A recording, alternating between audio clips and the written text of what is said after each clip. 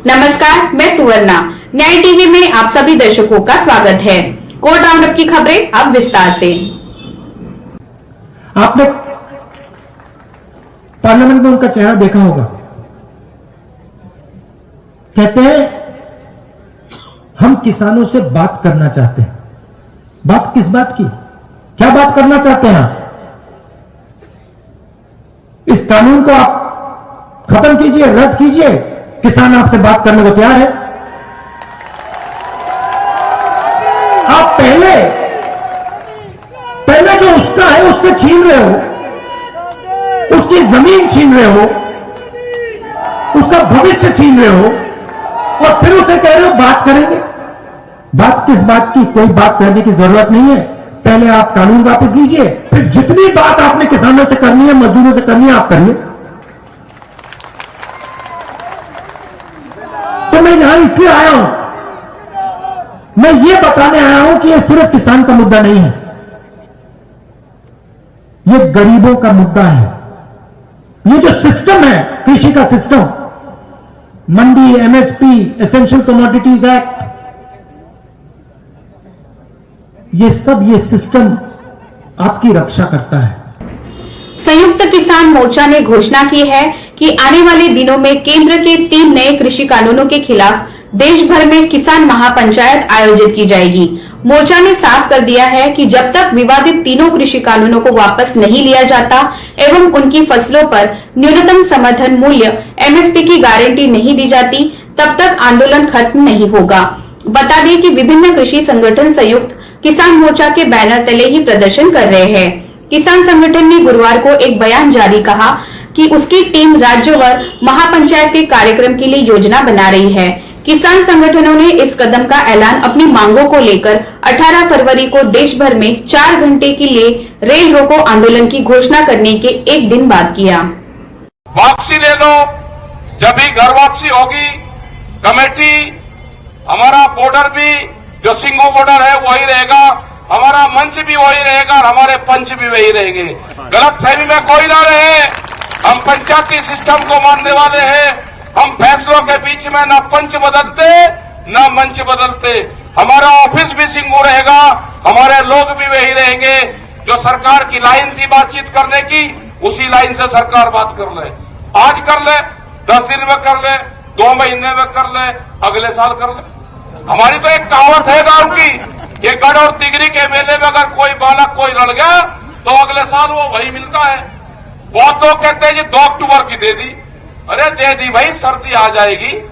हमने तो बुजुर्गों की कहावत को ढूंढा कि सर्दी में सरकार रली तो अगले साल सर्दी में ही मिलेगी, और हमने थोड़ा कुछ कह दिया। हमने तो जो हमारे बुजुर्गों ने, जब पंचायतों ने बताए, जो चौ साहब ने बताया, भूप सिंह जी ने बताया, चौ साहब ने, जो दलाल खाप ने बताया, सारी खापू ने बताया, हमने तो वही बताए। और इसकी दिल्ली की एक कील काट कर जानी पड़ेगी, बगैर कील काटे दिल्ली से यहां से जाना नहीं। सुप्रीम कोर्ट ने कहा कि जब 2 बालिग आपस में विवाह करने के लिए सहमत हो तो परिवार या समुदाय या कबीले की सहमति आवश्यक नहीं है। जस्टिस संजय किशन कौल और जस्टिस ऋषिकेश रॉय की खंडपीठ ने कहा कि शादी करने का अधिकार या अपनी पसंद की शादी करना वर्ग सम्मान, क्लास ऑनर या समूह की सोच, ग्रुप थिंकिंग की अवधारणा पर प्रतिकूल प्रभाव नहीं है। अदालत ने ये भी कहा कि पुलिस अधिकारी सामाजिक रूप से संवेदनशील मामलों को संभालने के लिए दिशा निर्देश और प्रशिक्षण कार्यक्रम तैयार करेंगे।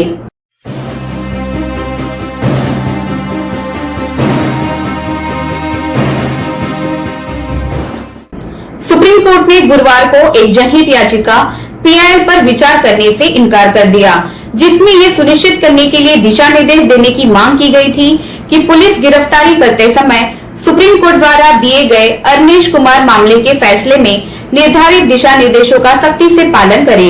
एक राष्ट्रव्यापी सर्वेक्षण रिपोर्ट का हवाला देते हुए कानून शोधकर्ताओं अमेया बेकिल और सूरजना बेज द्वारा दायर जनहित याचिका में कहा गया कि लॉकडाउन अवधि के दौरान पुलिस द्वारा की गई अंधाधुंध गिरफ्तारियों के दौरान अरनेश कुमार मामले के फैसले की अनदेखी की गई, जिससे जेलों में विचाराधीन कैदियों की संख्या में भारी बढ़ोतरी हुई।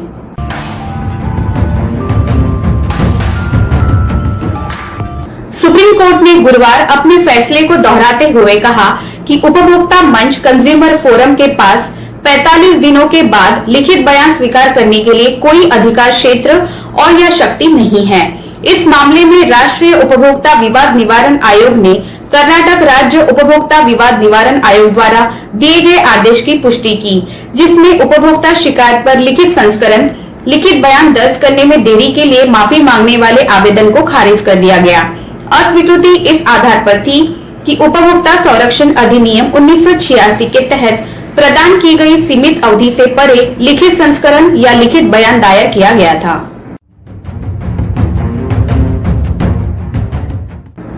पंजाब और हरियाणा हाईकोर्ट ने मंगलवार 9 फरवरी को पंजाब सरकार से पूछा कि क्या एक तंत्र मैकेनिज्म पर काम किया जा सकता है ताकि इस तरह के आवेदनों पर निर्णय पहले ही लिया जा सके। कोर्ट ने ये बात एक ऐसे मामले में कही जिसमें याचिकाकर्ता की पेरोल अर्जी को तय करने में भारी देरी हुई थी। न्यायमूर्ति राजन गुप्ता और न्यायमूर्ति करमजीत सिंह की खंडपीठ 16 दिसंबर 2020 की पेरोल की अर्जी पर सुनवाई कर रही थी। ये पेरोल अर्जी राजीव सिंह द्वारा दायर की गई थी, जो अधिकारियों के पास लंबित थी और उस पर कोई निर्णय नहीं लिया गया था।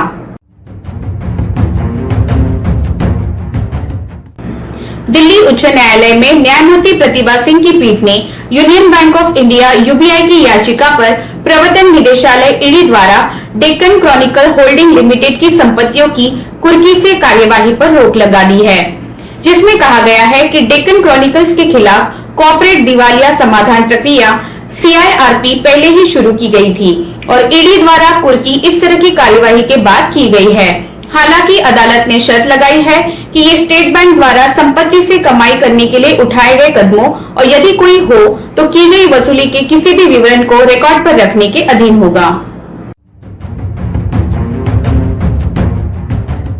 कर्नाटक हाईकोर्ट ने गुरुवार को हाईकोर्ट के रजिस्ट्रार जनरल को निर्देश दिया कि वे राज्य में बार एसोसिएशनों को उन पदाधिकारियों के खिलाफ स्वतः संज्ञान सो मोटो लेते हुए अवमानना कार्यवाही शुरू करें, जिन्होंने अपने सदस्यों को अदालती काम से परहेज करने के लिए कहा था।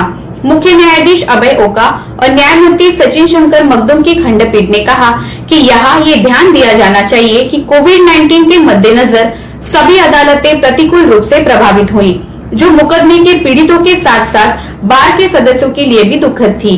अब जबकि सामान्य स्थिति काफी हद तक बहाल हो गई है, बार एसोसिएशन हड़ताल या बहिष्कार का सहारा नहीं ले सकते।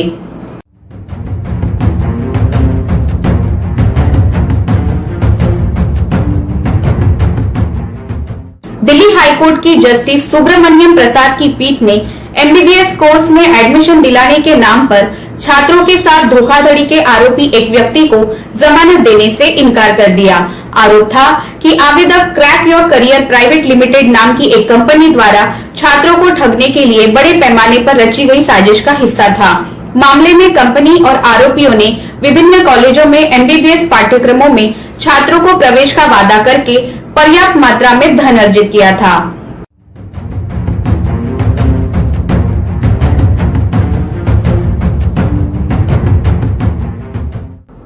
फिलहाल बस इतना ही। अन्य खबरों के लिए जुड़े रहिए न्याय टीवी के साथ। नमस्कार।